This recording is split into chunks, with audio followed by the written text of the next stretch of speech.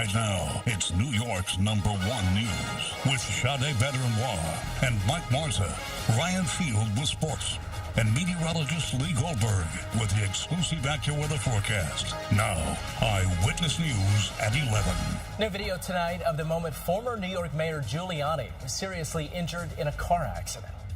And roaring flames, the race to get out, and the Good Samaritans who rushed in to help when fire broke out in the Bronx. We're also following two breaking stories tonight. First up, a crushing defeat in the Bronx that puts an end to the Yankees season. And Israel and Hamas agreed to phase 1 of a peace deal. The news coming just a day after the 2-year anniversary of the terror attack that escalated tensions in the Mideast. Details of that deal include calls for all the remaining Israeli hostages to be released, possibly as soon as this weekend. In return, Israel will free Palestinian prisoners. And desperately needed aid will be allowed in as Israel withdraws from the majority of Gaza. Eyewitness News reporter Josh Einiger following the late-breaking details and has more on the deal. Josh? Well, Mike and Sade, according to Israeli press reports, mediators are hoping to have this agreement signed by all parties sometime tomorrow, and the remaining hostages could be home this weekend. It's a momentous development to be sure, but still there are so many questions.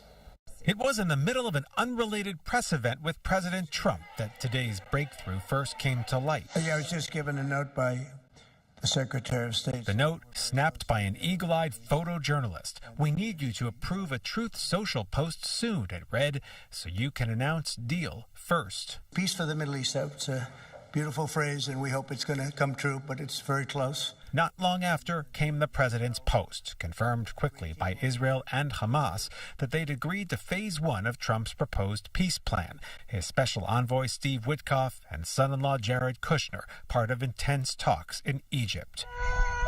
2 years and a day after the slaughter of 1,200 innocent Israelis on October 7th, the taking of hundreds of hostages, and the deaths of tens of thousands of Palestinians in Israel's brutal response. Tonight, it seems, it's almost over. Phase 1 includes a ceasefire and the release of the remaining 48 Israeli hostages in exchange for hundreds of Palestinian prisoners and a flood of aid into war-ravaged Gaza.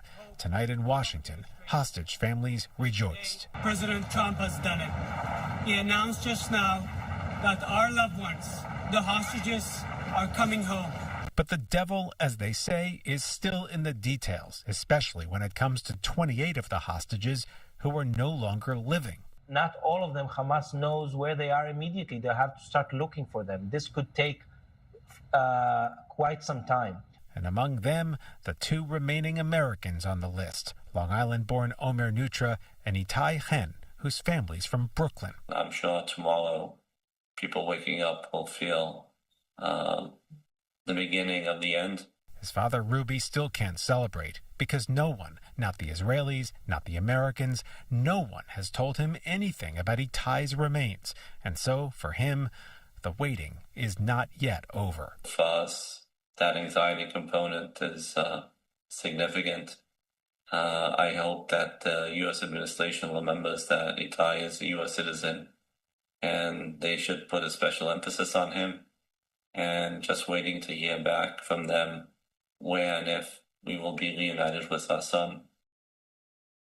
He's still waiting to bury his son and his family to sit Shiva. He and other families tonight still hoping for those answers. Meanwhile, it's important to point out a ceasefire is not peace. It's just phase 1 of a plan that does call ultimately for a lasting end to the war, which would mean Hamas would turn over management of the Strip to a Palestinian body that could rebuild it. But tonight, with those plans far from settled, President Trump is said to be planning his own trip to the region by the end of the week to celebrate a bona fide breakthrough after all the pain. Sade? Okay, Josh, thank you. And we will be following overnight developments tomorrow morning beginning at 4:30. And ABC News will have live coverage when the ceasefire deal is expected to be signed in the morning at around 5 a.m. About a dozen people are recovering tonight after a big fire ripped through an apartment building in the Bronx. Flames and huge plumes of smoke chased the people out onto their fire escapes. Well, Good Samaritans rushed into that burning building to try to help. Eyewitness News reporter Anthony Carlo with all the heroic efforts to save lives. There's one more kid in there! This all-hands fire, as the FDNY calls it, required every hand available. Before before firefighters even got there. Ali, the deli guy, It broke, hit it, broke. Let me say, we broke the window. Helped lift another man up to the window of this burning building to save a little boy trapped inside. Just tried to save the other people, and the fire boom came out. But then they were met with this, flames shooting out the window, growing more intense by the second. Jonathan heard the children screaming and rushed inside. They were screaming like, help, help, help. And one of them said, I can't breathe, I can't breathe. He and his friend fought through smoke to pull 2 children out of the fire in a show of nothing less than community heroism. Me, I did it for the simple fact was kids involved. Feel grateful, feel like I was here, for a reason. There's one more kid! What appeared to be a third child they were looking for was pulled from the window by firefighters. Multiple rescues were made. Units went up, they began searching the fire apartment. They located the first individual in the hallway, and she was brought out via the interior stairs to the sidewalk. Fire marshals began their work once the fire was under control after 4 o'clock. And so did the cleanup begin for shop owners on the ground level of the building on Ryer Avenue. Some of the victims are their customers. I feel sad. For them. I hope everybody will recover soon and everything will come back again to a normal life in this neighborhood.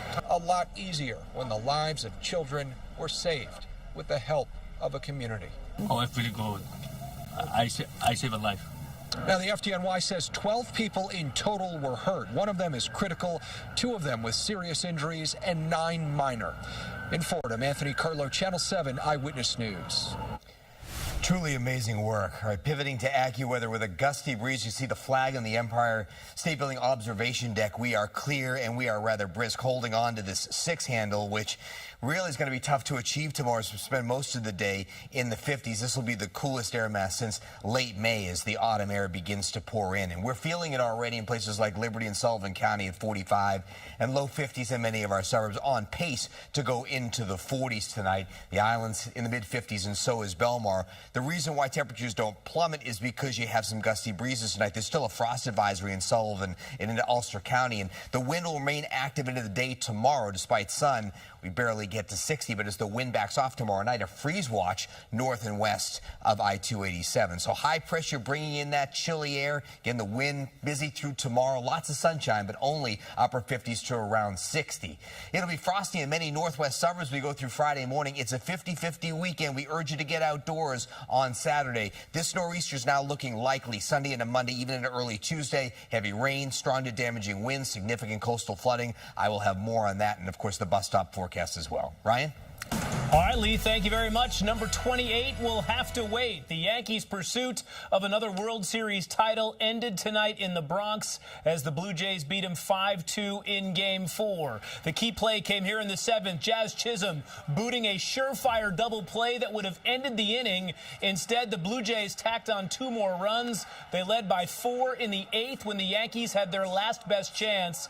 But Austin Wells flies out with the bases loaded to end the threat. The Yankees scored 16 runs in the previous 12 innings entering play tonight. They scored just 2 in this one as their season comes to an end. We'll have a live report with reaction from the Bronx when we see you a little bit later on in sports. Mike and Sade? Okay, Ryan, thank you. Well, tonight in the race for governor of New Jersey, the differences couldn't be more clear. The candidates on stage tonight in the last debate before Election Day, and you saw it play out live right here on Channel 7. The visions outlined by Democrat Mikey Sherrill and Republican Jack Ciattarelli in stark contrast to one another. New Jersey reporter Anthony Johnson was at the debate, which at times was pretty contentious. There were no surprises when it came to issues of taxes and affordability. But there was a testy exchange discussing GOP candidate Jack Ciattarelli's business dealings. Democrat Mikey Sherrill stating he promoted opioid use in the state. Tens of thousands of New Jerseyans died. Mr. Ciattarelli? First of all, shame on you.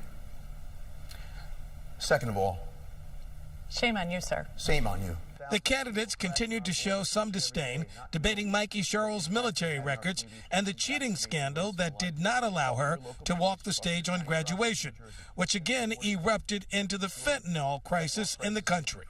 I got to walk at my college graduation. And I'm so glad that you then went on to kill tens of thousands of people in New Jersey, including children, I never broke the law. they got... You just broke the law. In fact, your campaign right now is under federal investigation for how you illegally got access to my records. The candidates exchanged their plans for improving education in the state. We need to do what Mississippi and Louisiana did, high-impact curriculum. If your child is behind grade level, that's all we're going to focus on, the critical life skills until they are. But I'm also going to provide school choice. You know, I think it's interesting how he keeps citing places like Louisiana and Mississippi. I think some of the worst schools in the entire nation. If that's where he wants to drive us to, I think voters better be aware of that. Mr. Chitterelli says he sees many things the Trump administration is doing to help New Jersey. Temporary halt on the wind farms, beating up on New York Democrats over the gateway or congestion pricing plan, and quadrupling the SALT deduction. In their closing remarks, the candidates made their final plea to voters. I will be a leader who serves everyone, no matter who you are, where you live, or who you voted for. And tonight, I put forth a plan. Very specific ideas, solutions, and policy proposals on how to fix New Jersey. I hope to have your vote. In New Brunswick, New Jersey, Anthony Johnson, Channel 7 Eyewitness News. New video from the August car crash that injured former New York City Mayor Rudy Giuliani in New Hampshire.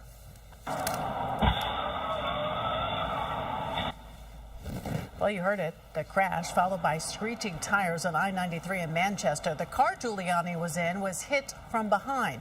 An ambulance was already at the scene for a different incident that Giuliani said he'd stopped to assist with. He suffered a fractured vertebra and 12 days later came to the Lower Manhattan 9/11 ceremony in a wheelchair.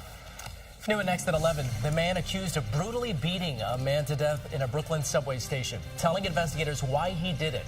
His chilling reason ahead. And just hours after the arrest in connection with that destructive and deadly Palisades fire out west that ravaged part of Los Angeles. A new report of what went wrong during the battle to fight the flames.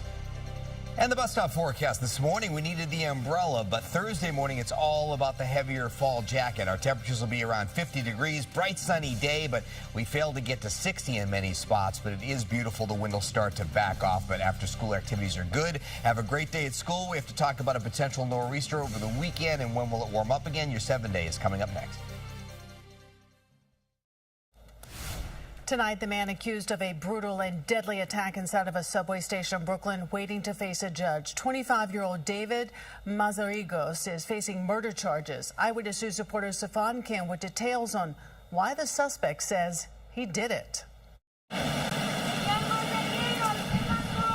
This is the man cops say beat a man to death at the J Street Metrotech subway station in downtown Brooklyn. 25-year-old David Mazariegos, allegedly admitting to investigators he punched and kicked the victim in his head 15 times while he was lying on the ground because he didn't like the way the victim looked at him. The two crossed paths at this emergency exit gate around 3 p.m. yesterday. Mazariegos was trying to get in. He and his victim, 64-year-old Nicola Tanzi, exchanged words.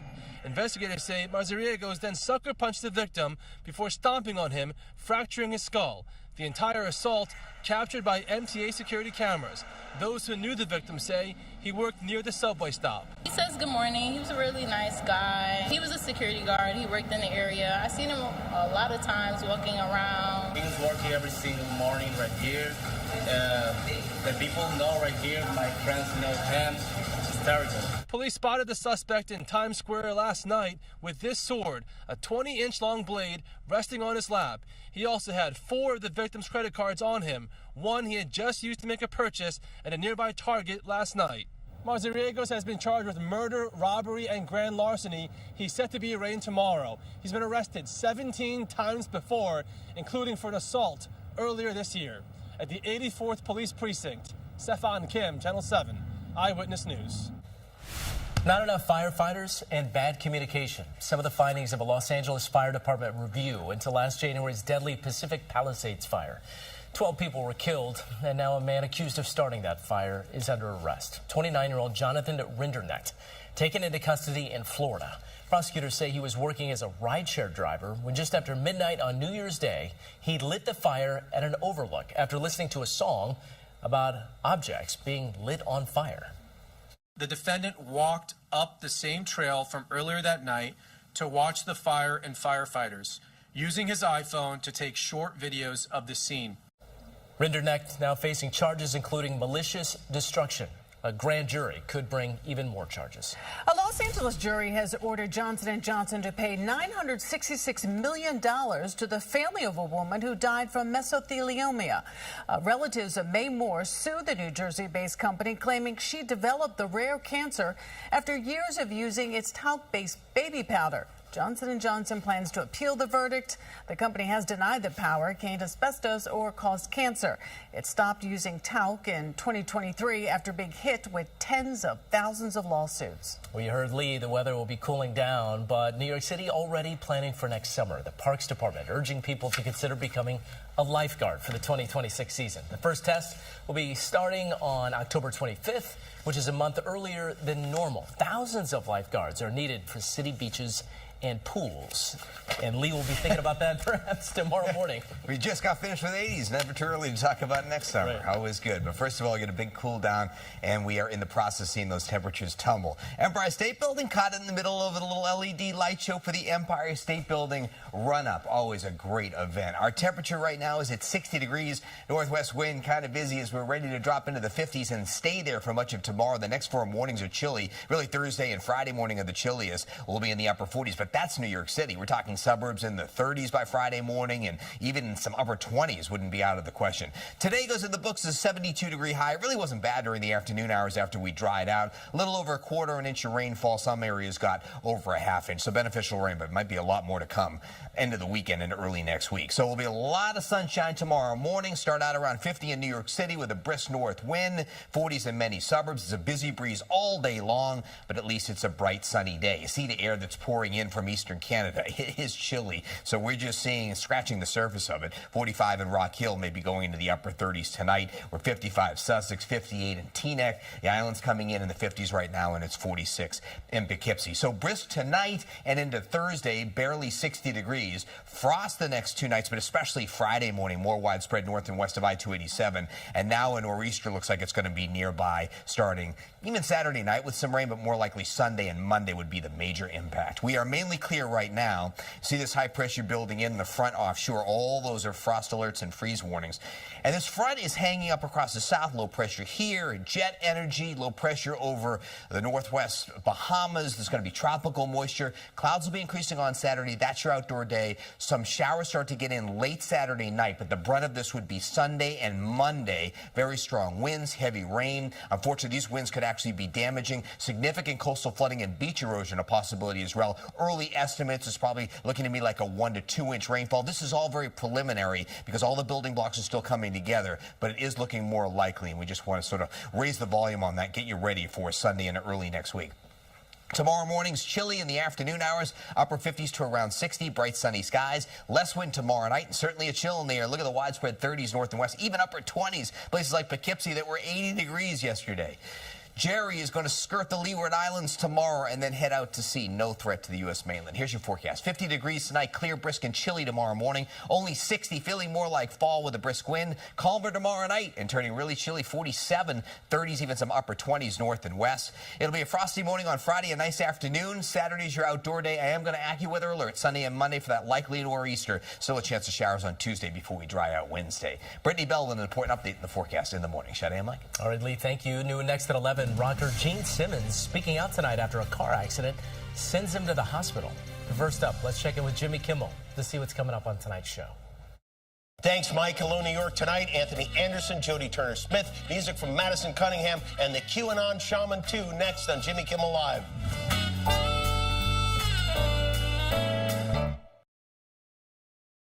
Gene Simmons was taken to the hospital today after a minor car crash in Malibu. The 76-year-old Kiss Rockers SUV crashed into a parked car. TMZ says he told sheriff's deputies that he passed out or fainted while driving down the Pacific Coast Highway. Simmons tonight said on X that he is completely fine, calling it a, quote, slight fender bender. A special night tonight raising money for families battling childhood cancer. Tom Coughlin J Fund Champions for Children Gala was held tonight at Chelsea Piers. The organization helps provide financial, emotional, and other kind of support for families in New York and New Jersey. And the goal is to take some of the stress away from parents so they can help their child beat cancer. And among tonight's honoree, Jimmy Pitaro, chairman of ESPN, who was introduced by Good Morning America's Michael Strahan.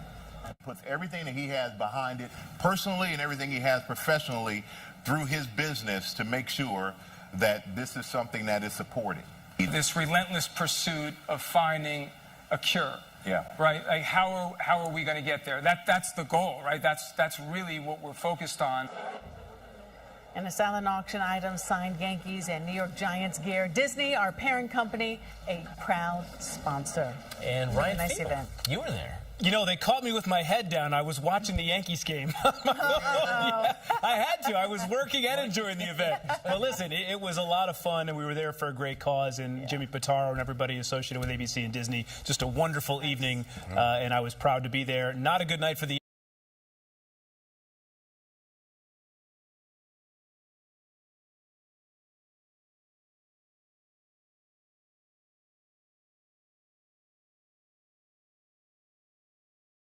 next in sports.